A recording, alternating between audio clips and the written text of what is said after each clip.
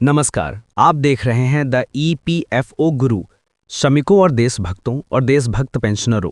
आज हम आपके लिए लेकर आए हैं वो खास रिपोर्ट जिसमें सीधे तौर पर जुड़ा है आपका भविष्य, आपकी सुरक्षा और आपके दांतों का सम्मान। जी हाँ, आज की ये विस्तृत चर्चा का केंद्र बिंदु है हमारे देश के विशाल कर्मचारियों और पेंशन भोगियों के भविष्य और उन सभी महत्वपूर्ण घोषणाओं और कार्यालयों पर एक गहन नज़र जो पिछले कुछ समय में सामने आई हैं।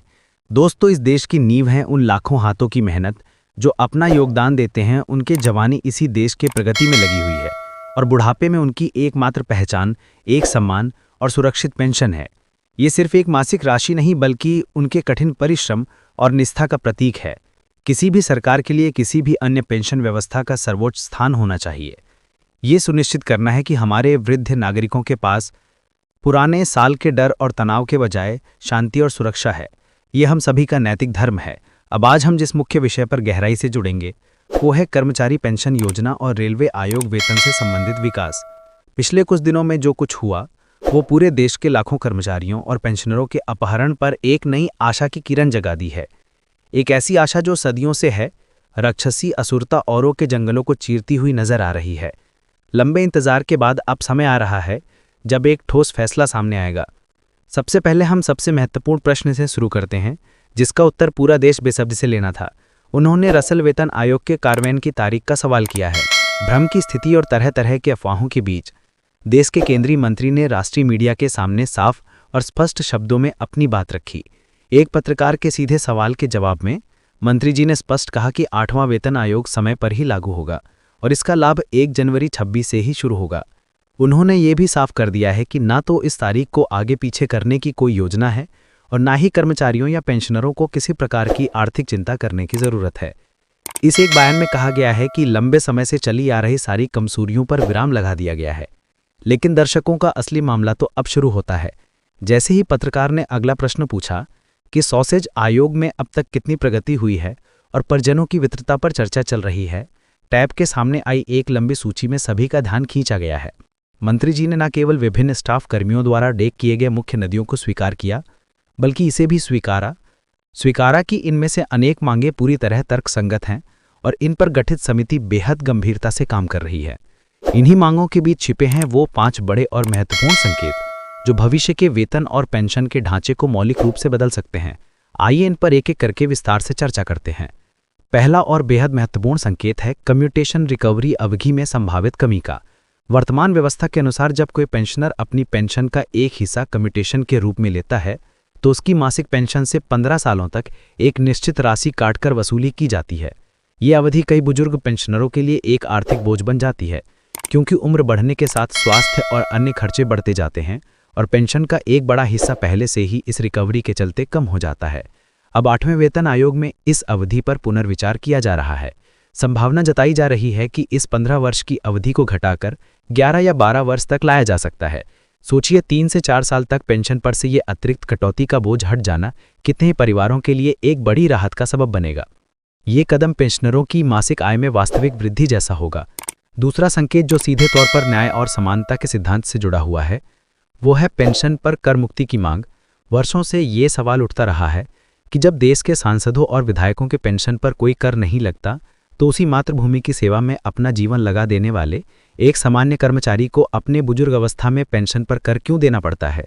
इस बार मंत्री जी ने खुले तौर पर स्वीकार किया है कि इस विषय पर सरकार के पास काफ़ी संख्या में आवेदन और ज्ञापन पहुंचे हैं और गठित समिति इस मुद्दे पर बहुत गंभीरता से विचार कर रही है।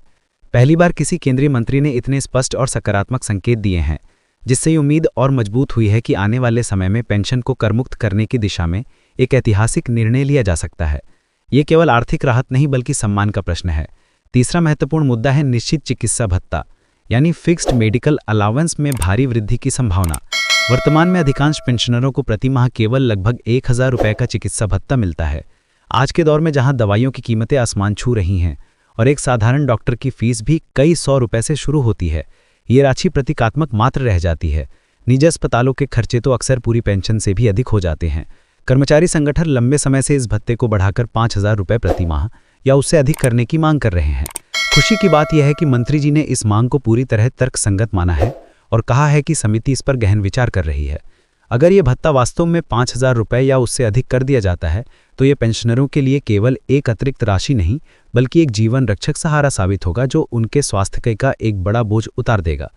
चौथा बड़ा बदलाव जिसकी संभावना दिख रही है वो है महंगाई भत्ते यानी डीए की गणना सूत्र में संशोधन की। ये मुद्दा सीधे तौर पर वेतन और पेंशन की क्रय शक्ति से जुड़ा हुआ है। छठे वेतन आयोग के समय डीए की गणना ने कर्मचारियों को काफ़ी लाभ पहुंचाया था, लेकिन सातवें वेतन आयोग के दौरान ये महंगाई की वास्तविक दर के अनुरूप नहीं बढ़ पाया। कर्मचारी संगठनों का लंबे समय से ये मानना रहा है कि मौजूदा गणना सूत्र वास्तविक महंगाई को पूरी तरह प्रतिबिंबित नहीं करता। अब मंत्री जी ने स्पष्ट किया है कि 8वें वेतन आयोग की समिति इस सूत्र की पूरी समीक्षा करेगी और यदि आवश्यकता हुई तो एक नया अधिक यथार्थपरक सूत्र लागू किया जाएगा। इसका सीधा मतलब यह है कि भविष्य में महंगाई भत्ते में वृद्धि की गति तेज हो सकती है, जिससे वेतन और पेंशन दोनों की वास्तविक कीमत बरकरार रखने में मदद मिलेगी। पांचवां और अंतिम संकेत जो महंगाई से तात्कालिक राहत से जुड़ा है वो है डीए की समीक्षा की आवृत्ति में बदलाव का प्रस्ताव। वर्तमान व्यवस्था में डीए की समीक्षा और संशोधन वर्ष में केवल 2 बार जनवरी और जुलाई में होता है, लेकिन महंगाई तो महीने दर महीने कभी कभी तो सप्ताह दर सप्ताह बढ़ती है। पेट्रोल, डीजल, रसोई गैस, राशन, सब्जियों, दूध और बिजली जैसे बुनियादी जरूरतों की कीमतें अचानक आसमान छूने लगती हैं, लेकिन कर्मचारियों और पेंशनरों को राहत के लिए 6-6 महीने का इंतजार करना पड़ता है। इसी समस्या को देखते हुए अब मांग उठ रही है कि डीए की समीक्षा हर 3 महीने यानी वर्ष में 4 बार की जाए। मंत्री जी ने इस मांग पर भी सकारात्मक प्रतिक्रिया दी है और बताया है कि समिति इस पर भी गंभीरता से विचार कर रही है। अगर ये प्रस्ताव मंजूर हो जाता है तो इससे महंगाई की मार को तुरंत और अधिक प्रभावी ढंग से कम करने में मदद मिलेगी। इन 5 संकेतों को एक साथ रखकर देखें तो स्पष्ट होता है कि 8वां वेतन आयोग महज एक औपचारिक वेतन संशोधन नहीं बल्कि कर्मचारियों और पेंशनरों के जीवन में एक ऐतिहासिक और सकारात्मक मोड़ लाने वाला साबित होगा। और अब दर्शकों, हम आते हैं उस बेहद महत्वपूर्ण मुद्दे पर जिसके लिए शायद पूरे देश के करोड़ों परिवारों ने सांचें थाम रखी हैं। यह है 18 महीने के लंबित महंगाई भत्ते के बकाये का मामला। कोरोना काल के दौरान जो डीए की वृद्धि रोकी गई थी 2000, वो 18 महीने का अरियर आज भी बकाया है। दुख की बात यह है कि कई पेंशनर जिनके लिए यह राशि एक बड़ा सहारा बन सकती थी अब इस दुनिया में नहीं रहे हैं, लेकिन उनका हक आज भी कागजों पर दर्ज है। अब एक नई उम्मीद की किरण यह है कि 25 नवंबर 25 को सर्वोच्च न्यायालय में इस 18 महीने के डीए अरियर के मामले की पहली सुनवाई होने जा रही है। अगर न्यायालय कर्मचारियों और पेंशनरों के पक्ष में फैसला सुनाता है तो अनुमान है कि लगभग 342 करोड़ रुपए तक का बकाया जारी किया जा सकता है। इससे प्रत्येक कर्मचारी और पेंशनर के खाते में एक मोटी राशि के पहुंचने की संभावना बन सकती है। ये मामला केवल पैसे का नहीं बल्कि न्याय और सम्मान का प्रश्न बन गया है। इसके साथ ही पेंशनरों के लिए एक और अत्यंत महत्वपूर्ण सूचना है। जीवन प्रमाण पत्र जमा करने की अंतिम तिथि को लेकर पेंशन मंत्रालय ने स्पष्ट कर दिया है कि जीवन प्रमाण पत्र जमा करने की आखिरी तिथि 30 नवंबर 25 है और इस तारीख को आगे बढ़ाने की कोई योजना नहीं है।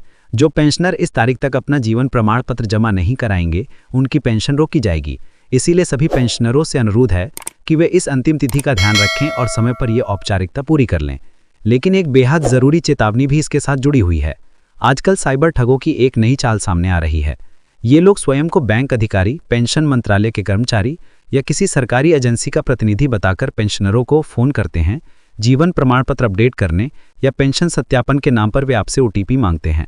दुर्भाग्य से कई बुजुर्ग विश्वास करके ओटीपी बता देते हैं और कुछ ही पलों में उनके बैंक खाते खाली कर दिए जाते हैं।